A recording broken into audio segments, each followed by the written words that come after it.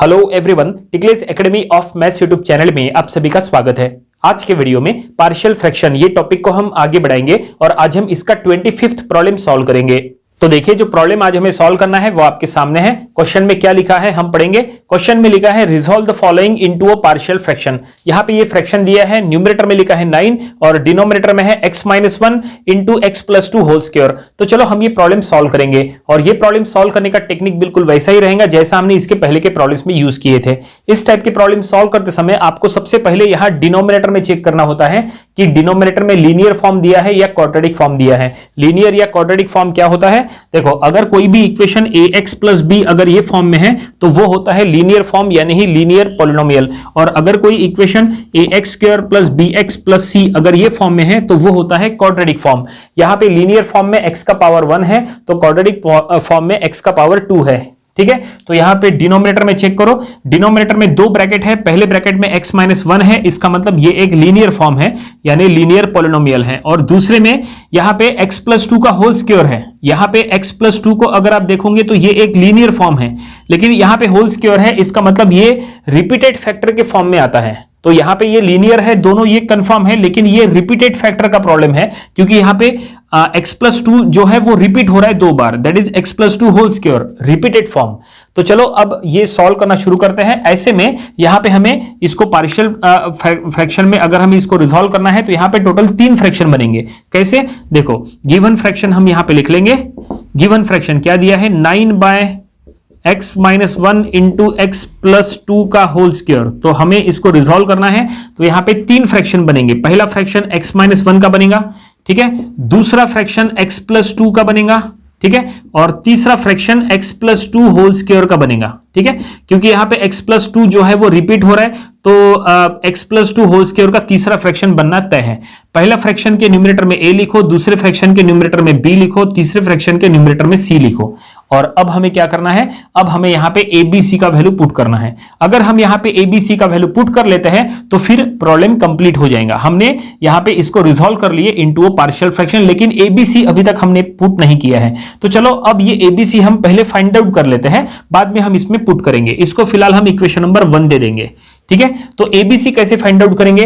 देखो, ABC find out करने के लिए सबसे पहला प्रोसेस क्या है? सबसे पहले आपको ये पूरे इक्वेशन को इसके लेफ्ट साइड के डिनोमिनेटर से मल्टीप्लाई करना है। लेफ्ट साइड का डिनोमिनेटर क्या है? x-1 x+2 whole square. इससे पूरे इक्वेशन को पहले मल्टीप्लाई करो, उसके थ्रू एक इक्वेशन मिलेगा और फिर वो इक्वेशन से हमें आसानी से एबीसी मिल जाएगा।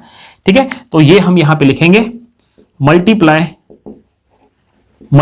बोथ साइड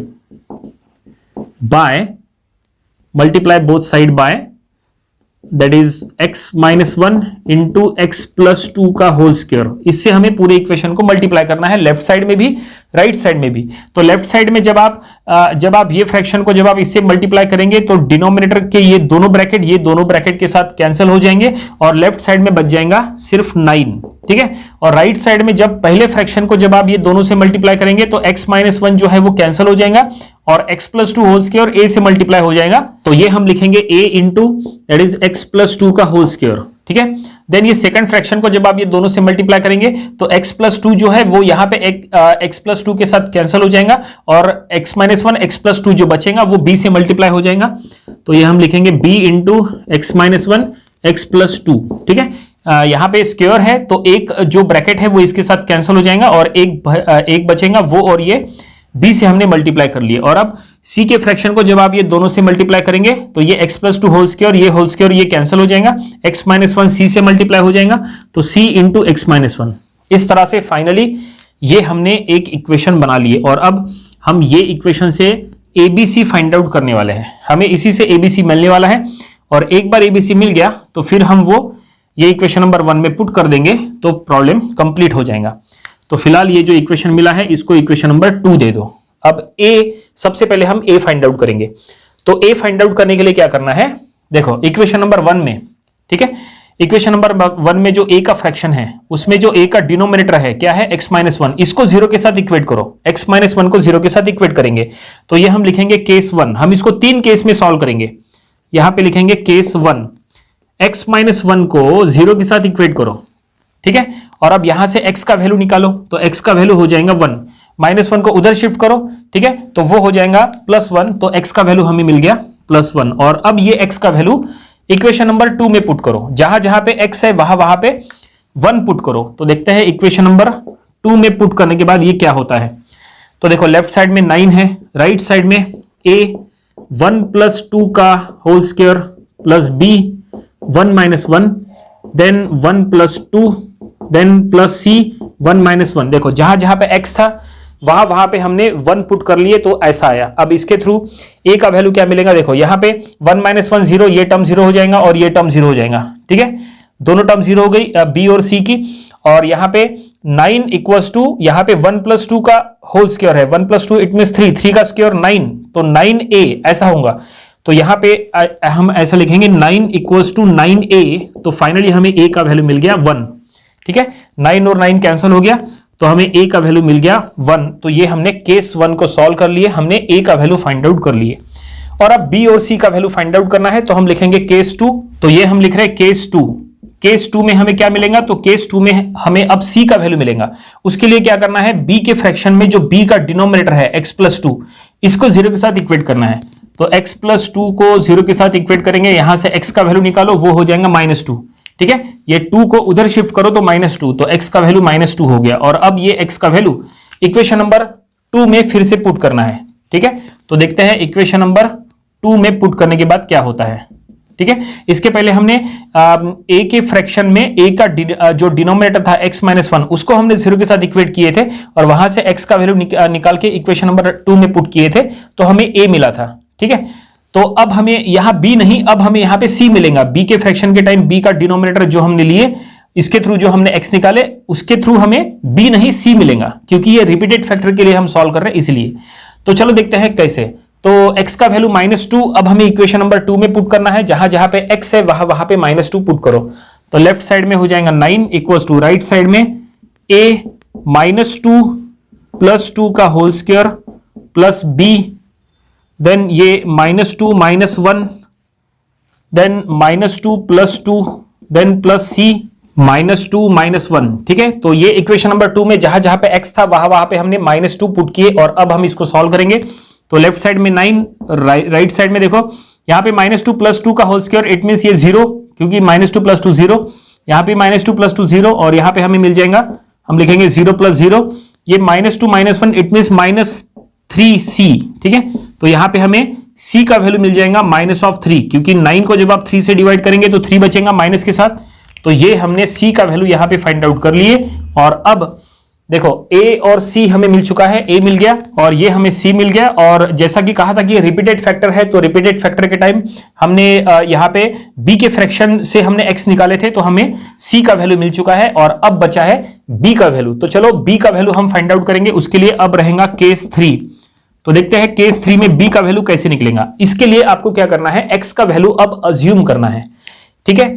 अब इसके पहले हमने a के टाइम हमने क्या किए थे, यहाँ पे a के डिनोमिनेटर में x - 1 को 0 के साथ इक्वेट किए थे। देन हमने b के फ्रैक्शन में b के डिनोमिनेटर को 0 के साथ इक्वेट किए थे, लेकिन अब c के डिनोमिनेटर को 0 के साथ इक्वेट नहीं करना है, क्योंकि यहाँ पे रिपीटेड फैक्टर है। अब हमें क्या करना है, x का वैल्यू अज्यूम करना है। तो x का वैल्यू कुछ ऐसा लो जो हमने इसके पहले नहीं लिए थे। तो इसके पहले 1 हमने x का वैल्यू लिए थे, इसके पहले x का वैल्यू -2 लिए थे। तो हम एक काम करेंगे, x का वैल्यू अब 0 लेंगे, ठीक है, क्योंकि 0 इसके पहले नहीं हुआ है, ठीक है। तो आपको 0 से स्टार्टिंग करना है, 0 देन 1 -1 2 -2, इस तरह से आपको स्टार्टिंग करना है, ठीक है। 0 इसके पहले नहीं हुआ है, तो हम यहाँ पे लेंगे, यहाँ पे लिखेंगे टेक x = 0, ठीक है, एंड a = 1 c = -3। देखो a का वैल्यू 1 और c का वैल्यू -3, ये दोनों को भी लेंगे और x का वैल्यू 0 ये भी हम लेंगे। और अब ये सब कुछ हम इक्वेशन नंबर 2 में पुट करेंगे, तो हमें b का वैल्यू मिल जाएगा। तो चलो हम इक्वेशन नंबर 2 में पुट करते हैं। देखो ये इक्वेशन नंबर 2 है, तो a के जगह 1 आएगा, c के जगह -3 आएगा, x के जगह 0 आएगा। तो लेफ्ट साइड में हो जाएगा 9, राइट साइड में हम लिखेंगे यहाँ पे 1 0 + 2 का whole square plus b 0 - 1, then 0 + 2, then -3 0 - 1। देखिए इस तरह से। और अब b का वैल्यू क्या मिलेगा, लेफ्ट साइड में 9, ओके, राइट साइड में देखो 2 का स्क्वायर इट मीन्स 4, यहाँ पे -1 + 2 इट मीन्स ये हो जाएगा -2b, ठीक है। और ये -3 और प्लस ये -1 माइनस माइनस प्लस हो जाएगा +3, ठीक है। तो ये यहाँ पे क्या हो जाएगा 4 + 3 तो ये 7, ठीक है। तो ये 9 = दैट इज 7 -2b, इस तरह से, ठीक है। तो ये 7 इधर लेके आ जाओ, सब्सट्रैक्ट हो जाएगा 9 में से, तो बचेगा 2 = -2b। तो फाइनली हमें b का वैल्यू मिल गया -1। देखो हमें b फाइंड आउट करना था, तो यहाँ पे b का वैल्यू भी हमें मिल चुका है। तो a b c तीनों हमें मिल चुके हैं। a का वैल्यू 1, b का वैल्यू -1 और c का वैल्यू -3। और अब जैसा हमने स्टार्टिंग में कहा था कि एक बार हमें a b c मिल गया तो वो सब कुछ हमें क्या करना है, इक्वेशन नंबर 1 में पुट करना है। तो चलो अब ये इक्वेशन नंबर 1 में हम पुट करेंगे और इक्वेशन नंबर 1 कंप्लीट हो जाएगा। तो ये हम लिखेंगे इक्वेशन नंबर 1 एम्प्लॉइज। देखो इक्वेशन नंबर 1 में पुट करते समय इक्वेशन नंबर 1 का लेफ्ट साइड है 9/x - 1 × x + 2 का होल स्क्वायर, ये लेफ्ट हैंड साइड है। और राइट हैंड साइड में a का वैल्यू ये हम लिखेंगे 1/x - 1। देन b का वैल्यू है -1/x + 2 और c का वैल्यू -3/x + 2 का होल स्क्वायर। देखो हमने ABC जब हमने पुट किए तो पुट करते समय जो माइनस साइन जो होता है वो हमने यहां सीधा सीधा बाहर ले लिए और इक्वेशन नंबर 1 में पुट करने के बाद ये जो हमें मिला है यही है हमारा रिक्वायर्ड सॉल्यूशन। और हमें इसको सॉल्व करने की जरूरत नहीं है, यहाँ पे और कुछ भी सॉल्व नहीं होता, कुछ भी कॉमन वगैरह नहीं निकलता और ये हमें फाइनल सॉल्यूशन मिल चुका है और प्रॉब्लम यहीं पे कंप्लीट हो गया। उम्मीद करते हैं कि ये प्रॉब्लम आपको समझ में आया होगा। ये प्रॉब्लम आपको अपनी प्रैक्टिस बुक में भी सॉल्व करके देख लेना चाहिए। ये था पार्शियल फ्रैक्शन ये टॉपिक का प्रॉब्लम नंबर 25। इसके पहले जो हमने इसके 24 प्रॉब्लम्स लिए थे वो भी आपको स्टडी कर लेना चाहिए और इसके आने वाले वीडियोस में हम इसके और भी नंबर ऑफ प्रॉब्लम्स कवर करेंगे ताकि इसकी अच्छी खासी प्रैक्टिस हो जाए। तो मिलते हैं नेक्स्ट वीडियो में। Thank you very much.